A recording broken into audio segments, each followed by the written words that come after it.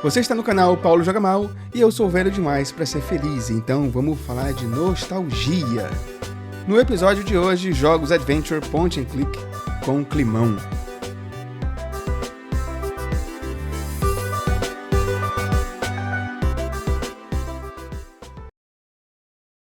Então, pessoal, primeiro a gente tem que entender o que eu chamo de climão para entender sobre o que é esse vídeo. Climão nada mais é do que o que a gente chama de atmosfera cinematográfica, ou seja, todo o ambiente emocional, estético e geralmente sensorial que um filme cria para o espectador.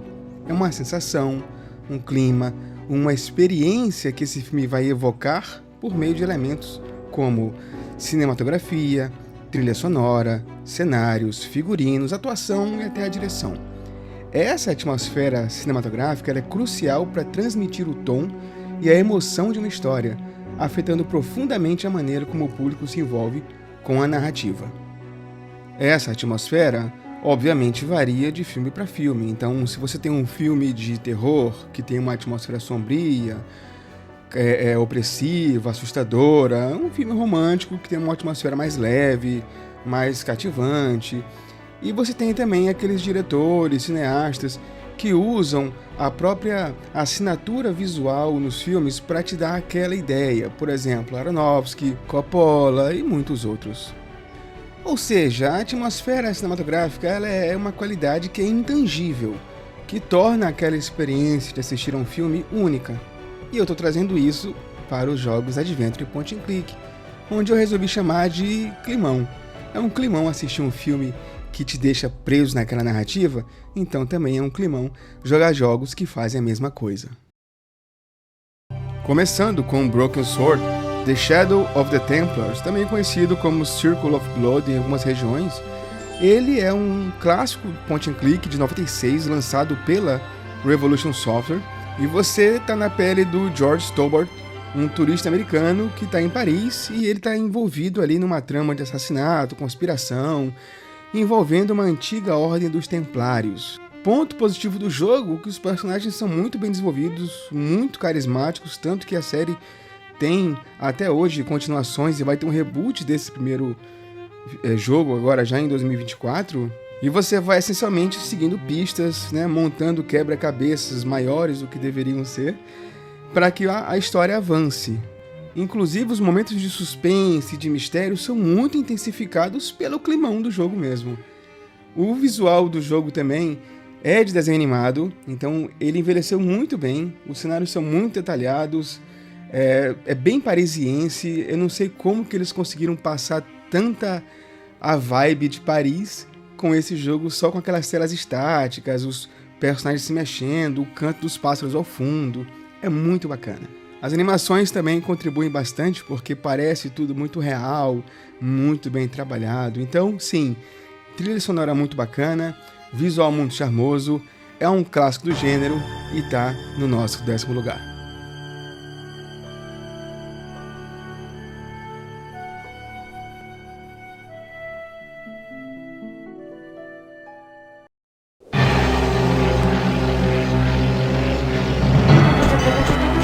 Nosso próximo jogo da lista, Call of Cthulhu, Prisoner of Ice. É um jogo de 95, inspirado nas obras de H.P. Lovecraft, que é, obviamente, conhecido pela atmosfera sombria, horror cósmico. Então, esse jogo tem umas qualidades de roteiro, história e música muito interessantes que a gente vai falar agora. Primeira coisa é que o jogo mergulha bastante no universo literário do Lovecraft. Então ele traz à tona esse horror cósmico, esses mitos que o autor comenta nos livros. O enredo tem segredos arcanos, cultos macabros, entidades cósmicas. A história é cheia de reviravoltas, cheia de mistério. Você fica envolvido à medida que você vai desvendando segredos sombrios a bordo de um navio que está preso no gelo do Ártico. A trilha sonora traz ali uma opressão muito grande para o jogador. Então a música ambiente, os efeitos sonoros criam uma sensação constante de suspense, de tensão, de que algo muito ruim está para acontecer. E sem dar spoiler aqui, tem muitas criaturas grotescas, muitas entidades sobrenaturais muito bem representadas que você vai ter que jogar para ver. Então é um jogo que é muito fiel ao legado do Lovecraft. Ele oferece essa narrativa bem cativante, bem atmosférica, a trilha sonora que arrepia qualquer um e uma arte que deixa quem gosta de horrores, né, principalmente o horror cósmico, muito satisfeito. Uma experiência muito imersiva para todos os fãs de história de terror e do universo Lovecraftiano. Unfortunately, the game is over for you, Jan. Nosso próximo jogo é Beneath a Steel Sky, também da Revolution Software, só que lançado em 94. É bem interessante porque todos os cenários desse jogo foram desenhados pelo Dave Gibbons, aquele mesmo cara que fez Watchmen. E aqui eu tenho uma coisa bem pessoal para falar, porque eu joguei bastante esse jogo. Ele está até gratuito agora, né? Você pode baixar ele à vontade, não tem nenhum problema. Mas assim, eu tenho uma história muito interessante com ele, porque tem um protagonista chamado Robert Foster. Ele é forçado a viver num futuro distópico, certo? Então ali você tem também aquela história de cyberpunk, né? Uma coisa meio robótica, meio Blade Runner, é bem interessante. Ele tem um casaco, um sobretudo preto, né? Então ele tem uns diálogos bem sarcásticos ali. Mas é interessante porque os personagens são muito escrotos desse jogo, cara, muito escrotos mesmo. E todas essas interações com esses personagens são necessárias para que a história se desenvolva. Então, assim, é um futuro meio dane-se, saca? A trilha é muito boa, mas não é das melhores. Mas ela tem essa sensação bem sombria, né? Bem futurista, que tem... Você imagina que vai ter num cyberpunk da vida.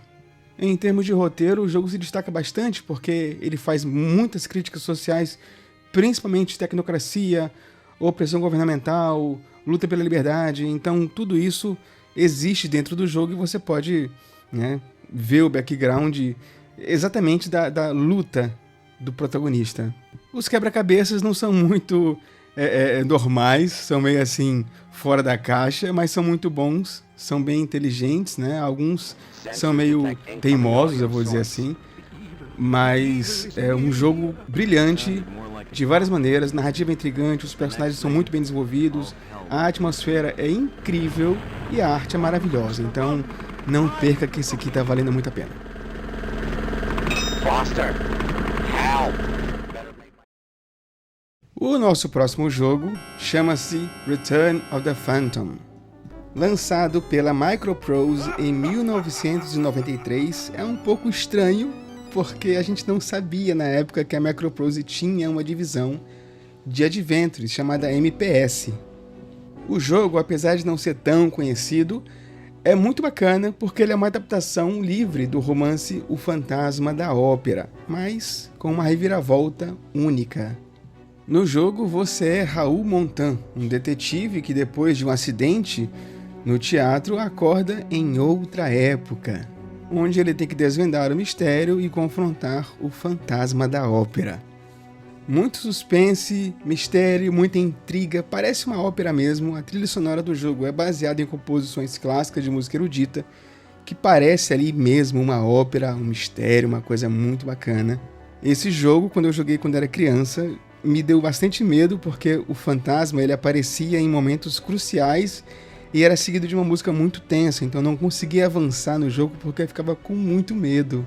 E todo o detalhamento da ópera, do teatro, da Paris do século XIX, são muito bem detalhados, é tudo muito bem feito, o detalhe arquitetônico, o detalhe cultural, os quebra-cabeças são lógicos, não são impossíveis de resolver. E como eu falei antes, apesar de não ser tão conhecido como outros títulos do gênero, a experiência que esse jogo oferece na aventura point and click, com uma narrativa muito intrigante, uma atmosfera muito envolvente, fazem com que esse jogo seja uma escolha muito perfeita e interessante para quem gosta de histórias inspiradas em clássicos literários. Where could she be? Doesn't she know she must go on in less than 15 minutes? What could have happened to her? Continuando agora com Thimbleweed Park, que é um adventure lançado em 2017 pela Terrible Toy Box, a empresa do Ron Gilbert, que fez aí Monkey Island e fez também Maniac Mansion, o clássico adventure. E para variar, como sempre, com os trabalhos do Ron Gilbert, a história ela é maluca, era bem diferente. Os diálogos são muito inteligentes e, por se tratar de um jogo mais recente, ele traz muitas referências a convenções de jogos, cultura pop, então é um jogo que consegue brincar com isso e consigo mesmo. A narrativa é bem complexa, é bem envolvente, os personagens têm motivações próprias, têm mistérios próprios para desvendar, tem muito humor e muito mistério, tem um tom bem único, né? Às vezes você gargalha assim do nada, principalmente com o palhaço, o personagem palhaço do jogo. A trilha sonora lembra bastante jogos dos anos 80 e 90, os jogos Adventure, né? Desse período, porque isso aqui é uma grande homenagem a esses jogos. Dá pra ver, inclusive, pelo design do personagem, que lembra bastante os personagens cabeçudos lá do Manic Mansion, do Commodore 64. Então, é um jogo recente, mas com pixel art, um visual retrô, parece 8, 16 bits, né? Os cenários são muito detalhados, tem muita personalidade e é muito profundo como as coisas se desenrolam nesse jogo. É como se você pudesse pegar toda a comédia de Monkey Island com todo o mistério de Manic Mansion e fundisse num jogo novo chamado Thimbleweed Park. Então é bem bacana, é bem interessante, vale experimentar, porque ele captura de fato a essência dos clássicos. Tem a música nostálgica, estética nostálgica. É um jogo muito nostálgico, mas recente e muito bem feito, muito bem trabalhado. I got another joke, Parcel Porker. What do your wife and the average post office customer have in common? Ransom, you are treading on wafer-thin ice, bucko!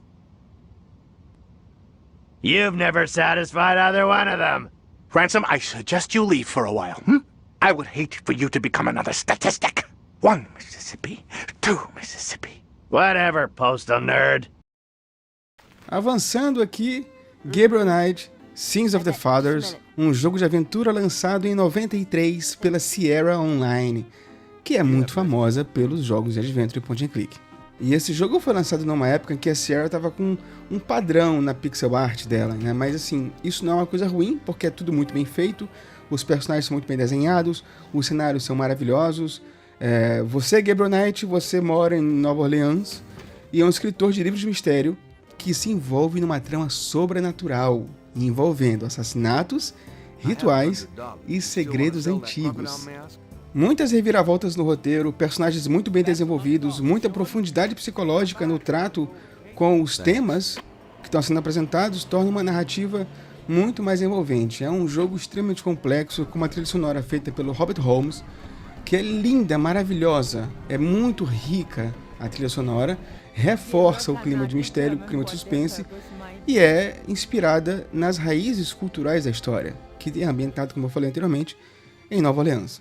Todo o roteiro se beneficia da ambientação nesse lugar, mergulhando na cultura local, nas lendas do voodoo, em elementos sobrenaturais que são sempre associados àquela cidade.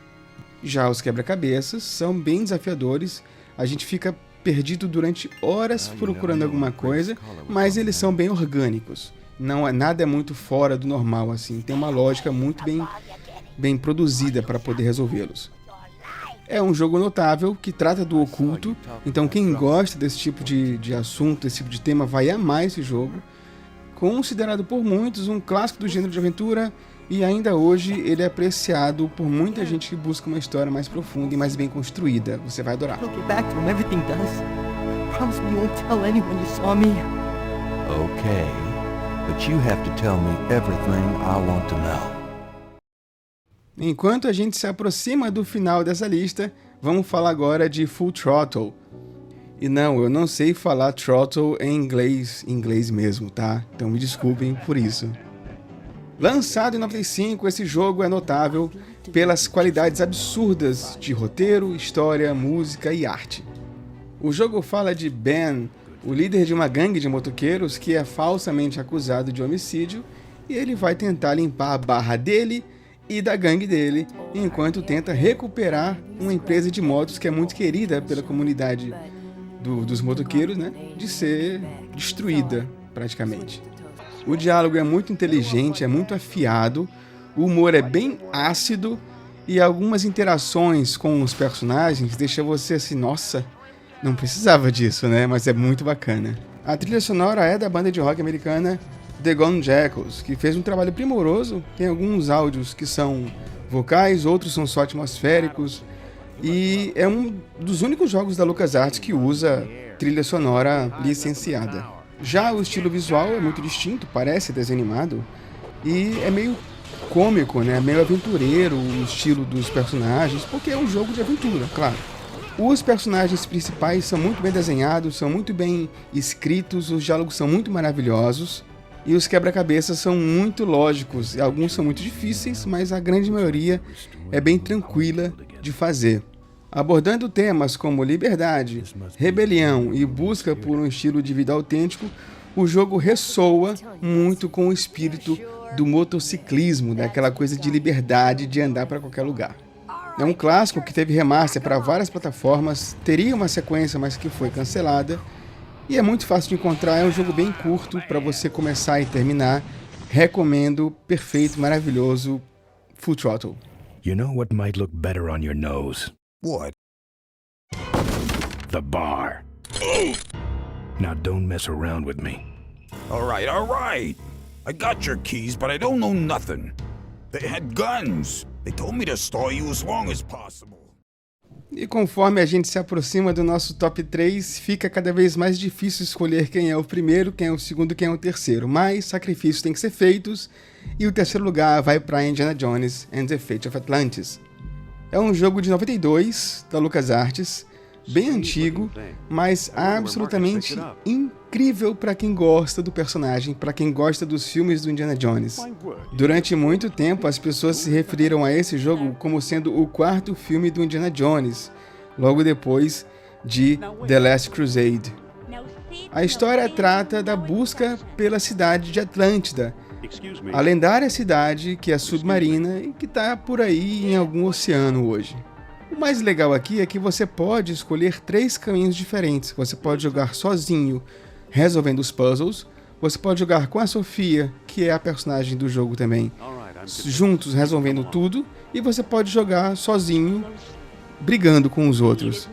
Cada uma dessas decisões faz com que o seu jogo tenha novos cenários, tenha novos desafios e novos enigmas para resolver.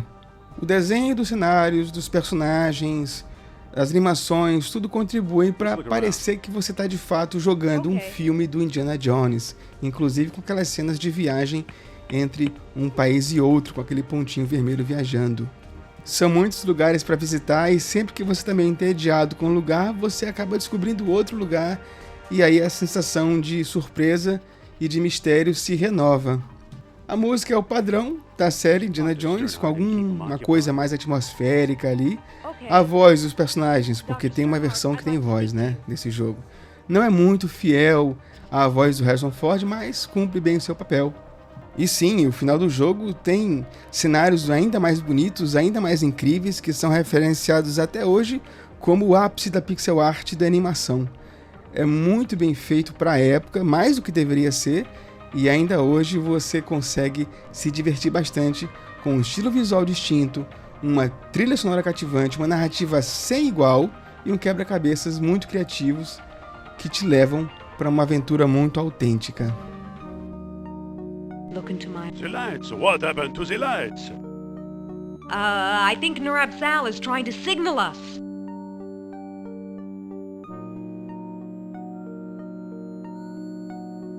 Does he have to wave that flashlight around? Oh, it's very unnerving. E em segundo lugar, eu confesso que foi muito difícil para mim, mas está The Curse of Monkey Island. Lançado em 97, desenvolvido e publicado pela LucasArts, ele é um dos maiores clássicos do gênero de aventura, por conta de sua narrativa cômica, inteligente, personagens absurdamente bem escritos e uma arte maravilhosa, meus amigos. Como todo bom Monkey Island, você tem aqui diálogos extremamente engraçados, muito espirituosos, e piadas internas sobre qualquer tipo de coisa, desde desenvolvimento de jogos até os jogos anteriores da franquia, personagens que ficaram esquecidos e apareceram de novo. É muito bacana. A trilha sonora, feita pelo Michael Land e pelo Peter McConnell, cheia de músicas cativantes, cheia de músicas incidentais que se adaptam ao humor, ao cenário do jogo. A música de abertura é muito envolvente e todo o estilo gráfico do jogo parece que obedece à música, sabe? É muito bacana. Com gráficos muito coloridos, muito cativantes, o estilo de desenho lembra muito os desenhos animados do final dos anos 90. Isso faz com que a ambientação de todo o cenário, de toda a movimentação, seja muito mais crível. Eu lembro de ficar horas naquele restaurante que tem o senhorzinho que tem um dente meio solto, que ele tem medo do El Pollo Diablo. E ali você ouve os pratos sendo lavados na cozinha, então dá um climão mesmo de que você tá numa vila de pescadores, naquela época, com os piratas ali. Enfim, é muito legal, cara, é muito legal. Eu não tenho palavras para dizer o quanto que é legal isso daqui. A cultura pirata e a cultura pop misturadas aqui num humor que é muito inteligente, muito satírico e é muito central na experiência isso. É uma história que até hoje continua sendo brilhante no gênero de aventura e é amado não só por quem gosta de Monkey Island, como por quem gosta de Adventure, como por qualquer pessoa que tenha interesse em histórias de comédia e de aventura. Não perde, é muito bacana, pena que nunca teve o relançamento. And he complained about me chicken. Oh.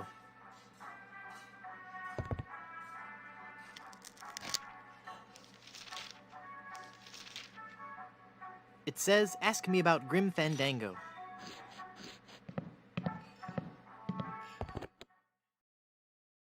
E finalmente, em primeiro lugar, The Dig, um jogo de 1995 da LucasArts, escrito por Orson Scott Card, Brian Moriarty e Steven Spielberg.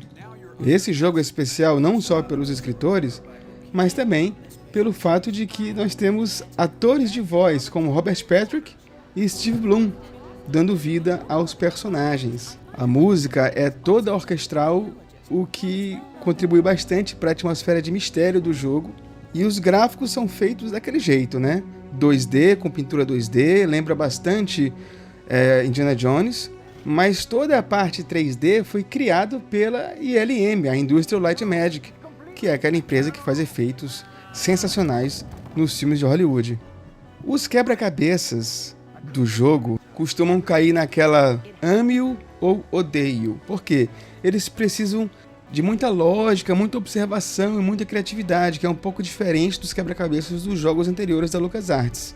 E isso faz com que você fique muito tempo no quebra-cabeça aproveitando aquela ambientação, daquela música maravilhosa, dos cenários e daquela solidão que o jogo te traz. Como o jogo acontece em um outro planeta, meio alienígena, é natural que você tenha essa sensação de que tudo que você vai encontrar ali é permitido, né? Nada não faz sentido. Isso faz com que toda essa camada de mistério, o desconhecido, te traga uma experiência que te deixa maravilhado o tempo todo. O roteiro acaba abordando também temas mais éticos e filosóficos, como, por exemplo, a existência de vida extraterrestre, dilemas morais e a compreensão do desconhecido.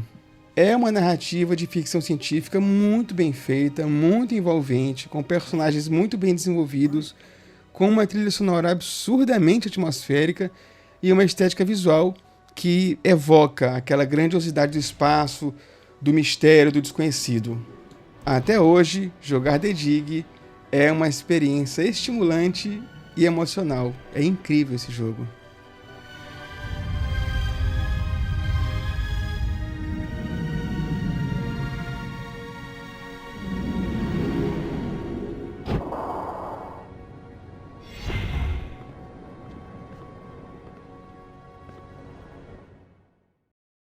E aí estão os 10 Adventures com o maior climão para você jogar e se sentir parte da história. Você acha que faltou algum? Você acha que outro poderia estar em primeiro lugar? Então comenta aqui embaixo. Lembrando que se você gostou desse vídeo, um like é legal. Se você não gostou, o dislike funciona também. Para ver mais conteúdos desse tipo, não esqueça de se inscrever para não perder nenhuma atualização. E se puder, mande esse vídeo para alguém que você acha que vai gostar desse assunto. Um beijo, até a próxima e que a aventura continue.